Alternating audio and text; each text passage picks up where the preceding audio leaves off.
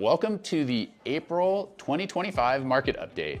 I am so excited to be here. Hopefully the first quarter of your year is going fantastic. If you're like me, it is just flying by right now. So much is going on in the market. We've got all kinds of crazy stuff. And you know, if you've lived in Arizona, it's a super busy time here. We've got spring training ending, basketball season wrapping up. Hopefully the Suns are gonna make the playoffs. We've got the Diamondbacks opening day. So we have all kinds of great stuff going on here in the Valley. And of course, why we all live here, perfect temperature. We've got our charity kickball tournament. By the time you're seeing this, it's just wrapped up. We will have raised over $20,000 for Phoenix Children's Hospital. So thank you guys so much, everyone that supported. We had people donate.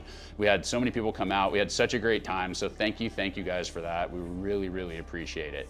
In terms of the market, the last couple of years in the market, it's been a little bit more of the same. As we were hoping that we were gonna see these big rate improvements, we did see a little bit of rate improvement last month, and that did help spark some extra activity. Our pendings are up, which it's the last few months in a row, we've kind of started to see those pendings creep back up to the levels they were the last year and maybe 2 years ago.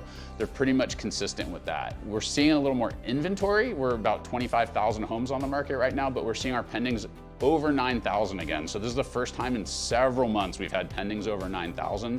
So that part is really good news. What we're getting from a lot of our clients, what they're asking us right now is, what's going on? Is the market gonna crash? Should I buy now? Should I sell now? And they're all really, really good questions. And if you've been watching these for a while, you're probably gonna hate my answer, which is it really depends on your circumstance and situation.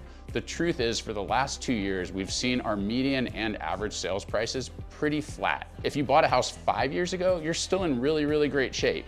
If you bought a house 2 years ago, you're probably still in good shape, but it hasn't been appreciating like it was the 10 years before that. It's just about setting realistic expectations. That's the first thing. I think the second piece of this is just really understanding.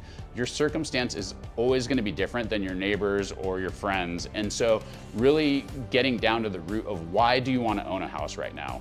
It is a little bit of a challenging time. We're seeing more inventory, but a lot of it's not great inventory. A lot of it's overpriced. A lot of sellers are hoping they can get 3 years ago's, bidding wars and all of this stuff. And by and large, we're not seeing that on most of our houses. That said, the good stuff priced right is still moving really well. Plenty of people looking to buy and sell. Overall, we're in a really good spot.